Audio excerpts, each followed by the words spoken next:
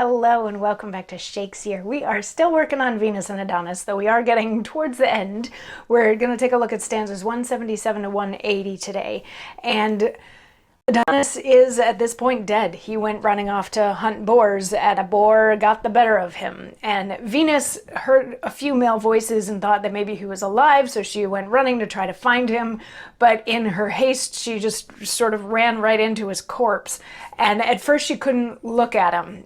She had to close her eyes. She couldn't deal with it. But then her mind and her eyes were sort of getting into this little war. So she opens her eyes to take a look at him and absorbs, the huge gash in his leg, and that all the flowers and all the grass around him is stained with his blood and everything. And stanza 177 picks up saying, "This solemn sympathy poor Venus noteth. Over one shoulder doth she hang her head. Dumbly she passions, frantically she doteth. She thinks he could not die, he is not dead. Her voice is stopped, her joints forget to bow. Her eyes are mad that they have wept till now. Upon his hurt she looks so steadfastly that her sight dazzling makes the wound seem three. And then she reprehends her mangling eye that makes more gashes where no breach should be. His face seems twain, each several limb is doubled, for oft the eye mistakes, the brain being troubled. My tongue cannot express my grief for one, and yet," quoth she, "behold two Adons dead.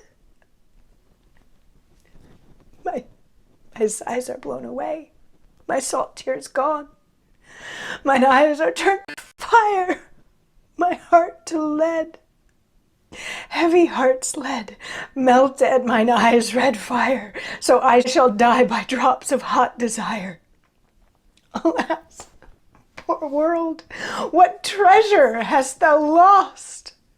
What face remains alive that's worth the viewing? Whose tongue is music now? What, canst thou boast of things long since, or anything ensuing? The flowers are sweet, their colors fresh and trim, but true sweet beauty lived and died with him."